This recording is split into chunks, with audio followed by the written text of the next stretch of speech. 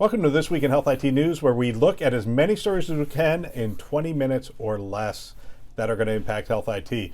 It's Tuesday News Day, and here's what we have on tap. LVGO and Health Catalyst went public, and we look at a CNBC news story around that. Grocery bills can predict diabetes rates by neighborhood, MIT Technology Review. Looking forward to that one. Let's see. I've got about 10 stories here. Tennessee creates EHR task force to address health IT needs. And many others. We'll see how many we can get to in 20 minutes. My name is Bill Russell, recovering healthcare CIO and creator of This Week in Health IT, a set of podcasts and videos dedicated to developing the next generation of health IT leaders. I've had an executive coach for about 2 decades now, and it's been invaluable to have someone in my corner. I started this service about 2 years ago for health through Health Lyrics, and it's been fantastic. I've coached health system CEOs, CIOs, startup CEOs, service providers who are looking to make their mark in healthcare. Think you might benefit from a coach? Let's talk. Visit healthlyrics.com to schedule your free consultation. Want to support the fastest growing podcast in the health IT space? Here are 5 ways you can do it. Share it with a peer, follow our social accounts, LinkedIn, Twitter, YouTube, interact with and repost our social media content, send me feedback and questions, guest recommendations, you name it, Bill at thisweekinhealthit.com, and subscribe to our newsletter or our daily or other things that we have on our website. So let's get to the news. LVGO shares surge in market debut as digital health space heats up. Christina Farr, CNBC News.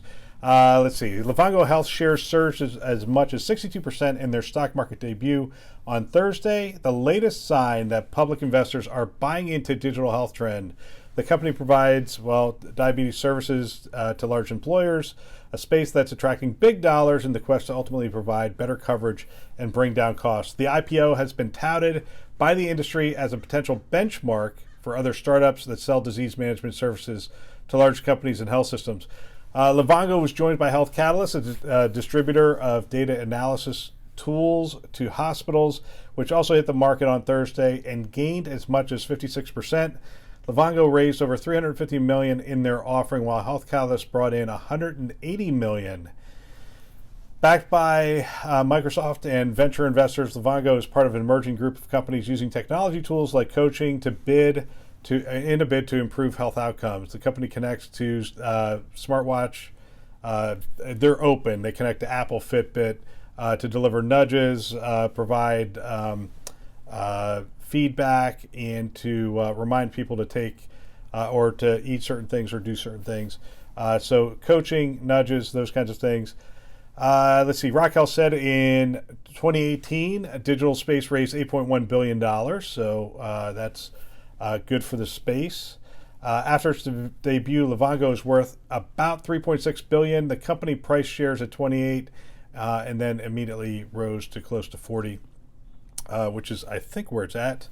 I'm recording this a little early, so it's where it's at right now. It's right around 40. So the company said revenue more than doubled to $68.4 million from a year earlier, while its loss widened to $33.4 million from $16.9 million in 2017. So what? You didn't tune into the show for a stock pick, so I'm going to avoid that part of the analysis. These are 2 companies with very different strategies, and they're telling you very different things. The fact that they're raising money in this space, I guess, generally tells you that there's a market. Rock Health information would tell you that. The LVGO solution is really around chronic conditions and digital tools around the chronic conditions. They're open. They plug into a wide range of other digital tools, which become a part of their ecosystem. The thing that LVGO brings is deep healthcare knowledge and experience. So instead of going to Apple, who has really understands the digital tool set and the digital space, IoT, and those kind of things, LVGO sort of piggybacks on some of those things as well as their own tool set, but they allow those companies to play at a little deeper level within the healthcare space, and specifically around those chronic conditions. LVGO has expanded from diabetes. They're now looking at hypertension and some other things as well. I think this is a, they talked about it being a bellwether, and it probably is. It's going to tell us if there is a market for these kinds of digital tools, because once you go public, there's no hiding. We're going to know how well they're doing. We're going to know what their market penetration is. We're going to know what their profit and loss are. And so everything public means public. So we're going to get to see these things up close and personal. And I believe there is a real space for this chronic care management using digital tools and IoT type tools. And Livongo's at the forefront. Let's see how they do. Let's hope they do well. It would be nice to see an advancement in that area. Health Catalyst, data and analytics play, among other things. They also have the ability to be an agnostic platform for a set of APIs, which I think is, quite frankly, is a bigger play. But that's just my 2 cents, and I really do think that they have the ability to be that non-EHR play that gathers data from across different sources, as well as social determinants data and some other things, which we'll talk about a little later, and then provide a set of APIs and to build digital tools on top of that. So, these 2 stocks are going to be an indicator for us. If nothing else right now, they're an indicator that investors believe in this space, they're investing in this space, and they're putting money into this space. That's good. It's good to have the money. It gives us the ability to innovate, gives us the ability to try new things and to see where they go. So, there's a side note here, and the side note is there's a bunch of health systems that made bets here. They made bets by either investing early in Livongo and Health Catalyst or later in either of those players. And they're some of the big winners this week. They're going public as an event. Those events lead to cash. That cash goes directly back into those health systems. So I think you can look that up pretty easily. I did not before this episode, but I do know some of the players that did invest in Livongo. I know some of the players that did invest in Health Catalyst, and those health systems just got a windfall. So that's pretty exciting. Let's go to our next story. So grocery bills can predict diabetes rates by neighborhood. This is MIT Technology Review. Let's just dig into it. So a better way of studying eating patterns and their health effects is desperately needed. Enter Luca Maria Aiello and Nokia Bell Labs in Cambridge, UK, and colleagues who have studied diet by mining the data from grocery bills and then comparing it with the population's health as determined by medical prescriptions issued in that area. The power of their approach comes in the sheer scale of the work. The grocery bills come from Tesco, Britain's largest grocery chain.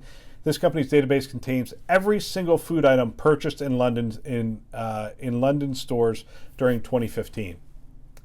Okay, the medical data is publicly available data set that every single prescription written by general practitioners in London during 2016.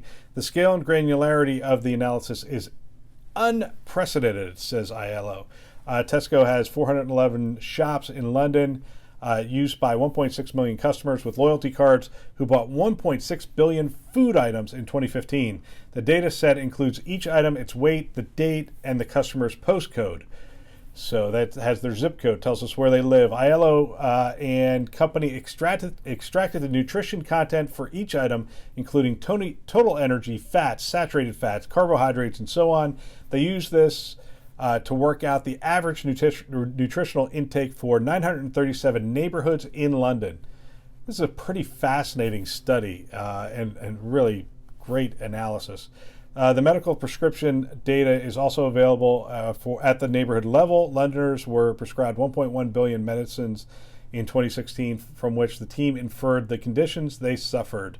The researchers were particularly interested in the prevalence of metabolic syndrome, conditions which are characterized by high blood pressure, high cholesterol levels, and high blood sugar levels. The data revealed the distribution of these conditions across the city. Finally, the team compared the data sets to see how nutrition correlates with metabolic syndrome conditions and then mapped out the results across the city. The maps are fascinating. They show, as expected, that increased consumption of carbohydrates, fat, sugar, and is positively correlated to metabolic syndrome, while increased fiber intake negatively correlated. They go on to show that that item weight, which is a proxy for caloric consumption, is also positively correlated with metabolic illness. There's also an important difference between London neighborhoods. The wealthy and highly educated residents in the city of London and Chelsea consume more fiber and have greater nutrient diversity.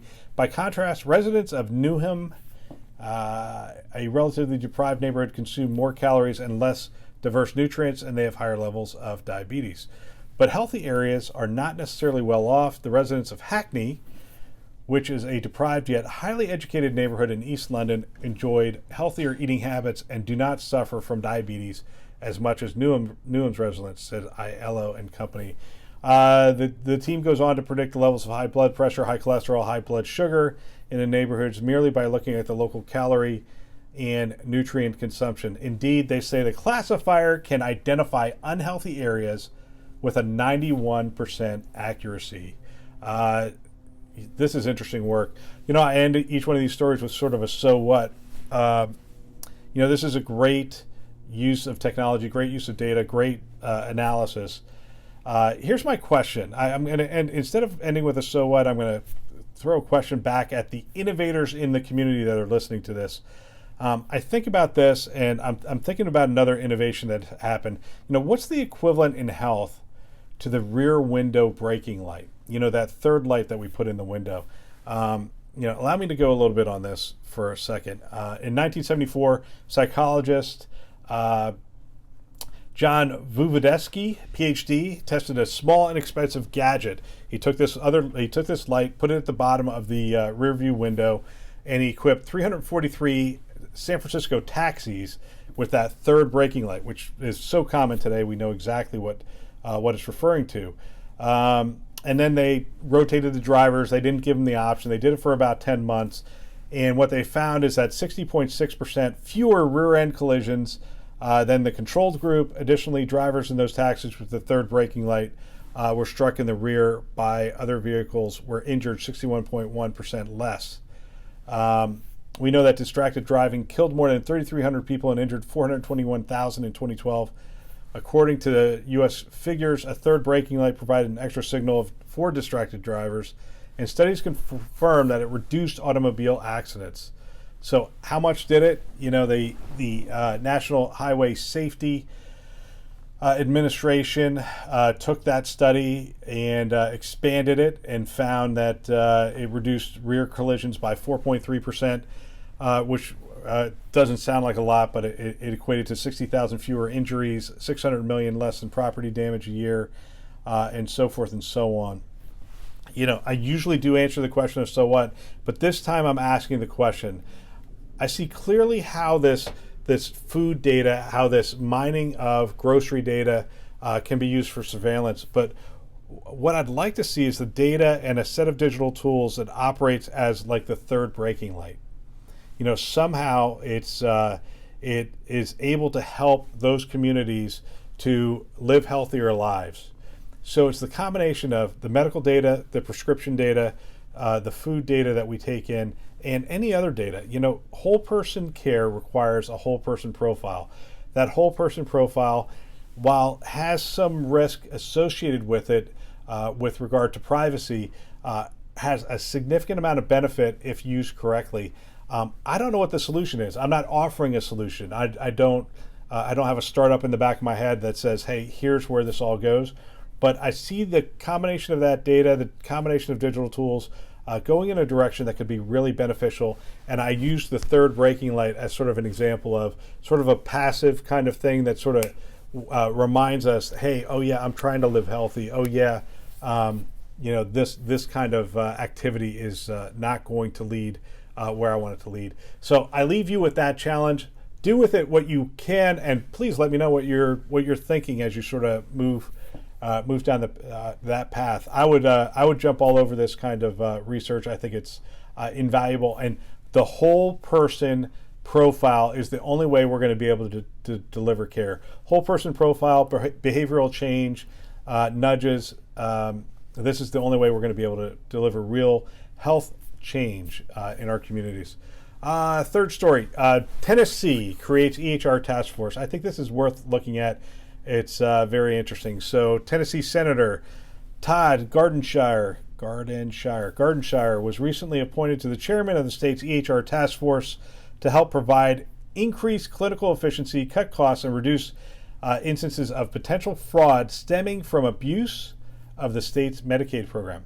The task force was partly born out of frustration for high rates of provider dissatisfaction with the EHR technology.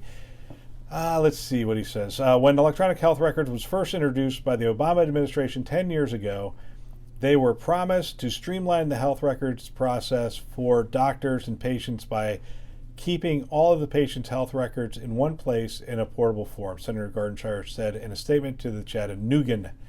However, the EHRs have fallen short of their promise and have resulted in more headaches for many doctors and healthcare professionals. Gardenshire continued, I look forward to leading this task force as we work to identify ways EHRs can help more efficiently utilized in Tennessee hospitals. The first thing I would say to Mr. Gardenshire, the Honorable Senator Gardenshire, is it wasn't the Obama administration, it was the Bush administration. It's sort of a combination. No one really ran away from this whole idea of digitizing the medical record. The Bush administration really was the catalyst for starting it. The Obama administration came in and looked at it and said, yeah, we've digitized every other industry in the world. Let's continue doing this. And this is what we're finding. This is a nonpartisan issue. This is an issue where we have agreement, and the agreement is that healthcare needs to be digitized. We just need to do a better job of it. So, thus, the task force is born. Let's see, what does he say? So rather than saving time and money, the cost of the EHR are continuing to grow. Despite the $36 billion spent by the federal government on EHRs, the technology is often implemented in hospitals with detrimental bugs that can fall on the hospital to incur the cost of fixing, explained officials that are part of the task force. According to an article published by Kaiser Health News, I assume this is the death by 1,000 clicks article, EHRs have also opened the door for fraud and abuse, some of which is costing Medicaid and state-administered Medicaid programs, they added. Fraud and abuse are not a direct result of digitizing anything. Fraud and abuse are a direct result of people using that technology, people with either nefarious intent or ignorance, one of the two. But digitizing it didn't make it any more or less prone to being open to fraud, is I think what you're going to find. People are the ones who commit fraud.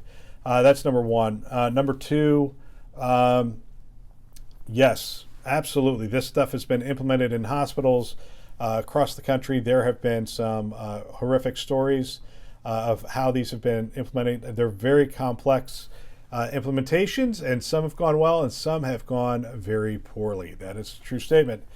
The task force will collaborate with national healthcare experts to review EHR use in Tennessee. On a national level, Senators John Tester and Marsha Blackburn, in a story we covered a couple weeks back, are working to implement the EHR task force charged with providing third-party oversight to monitor the VA's multi-billion-dollar Cerner EHR implementation. The senators introduced the VA EHR Advisory Committee Act in April to help VA maintain transparency and stay on task as it deploys the EHR system at facilities across the country to boost care quality for more than 9 million veterans. The new EHR system is too important to veterans health care for the VA to get it wrong, said Tester, ranking member of the Senate Veteran Affairs Committee. Our bill will create another layer of accountability and oversight of the process to make sure the VA rollout does right by the 9 million veterans who will rely on the system. Okay, so what? I've commented in the middle of this, but so what? You know, this is actually a tough one. Is this necessary oversight? I'm going to fall squarely on the maybe category. Maybe it is. I'm not opposed to it being set up, and I'm sort of curious to see where it goes. You know, I would hate to see one of these started in each state. I'd like to see where Tennessee goes. Let's have some oversight. Let's see where it goes. Let's see what values derived, and let's see sort of what they come up with. You know, anyone who's been in the industry for a while, anyone who's done one of these implementations, can probably give you an indication of what you're going to hear and what you're going to see. But it would be interesting to see what they come together with. You know, another so what? I'd hate to be the CIO for the VA. Actually, I'd love to be the CIO for the VA because I think it would be a wonderful way to invest your life. With that being said, the do you need double oversight on the VA for their implementation of the EHR? No, I don't think so. I mean, I've never known an EHR implementation where the user satisfaction rate is above a B- on the day it goes live. And usually it hovers around a C or even a D level. That day you go live is the lowest customer satisfaction you're going to have. That's the bad news. The good news is it goes up almost immediately because because it's so complex, because there's so many moving parts and there's so many things to get right, and there's new users that you're training and you're implementing new workflows. There's a lot of things that are changing. When you implement that much change, if I went into your home and started moving your furniture around, the first day, even if I did it perfect feng shui, you would hate it the first day. Too much change, too much workflow, and those kind of things. That's just natural. When you implement that much change, it's just natural to have that level of dissatisfaction. Now, if you still have that level of dissatisfaction 6 months later, a year later, 2 years later, then the IT team is not doing their job. So from the CIO for the VA standpoint, I wouldn't judge them on day one.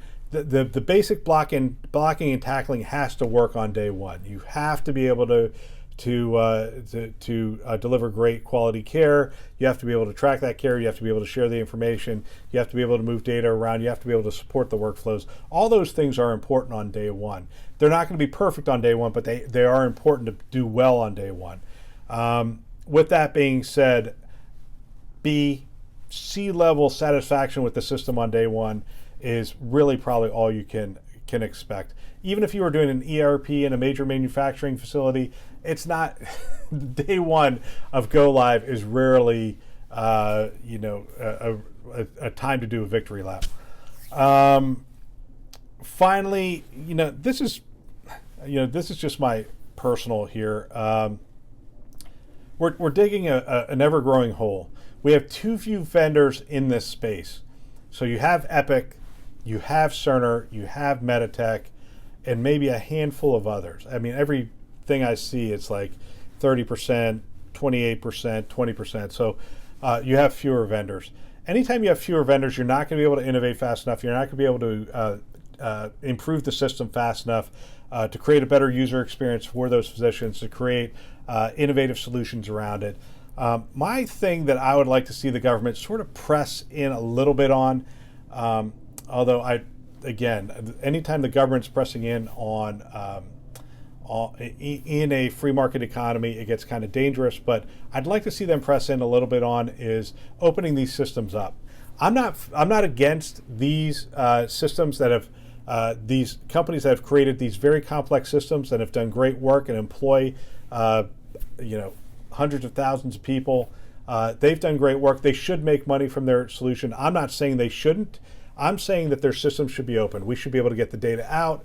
We should be able to do innovative things on top of that data. We should even be able to plug into that user interface and change that user interface.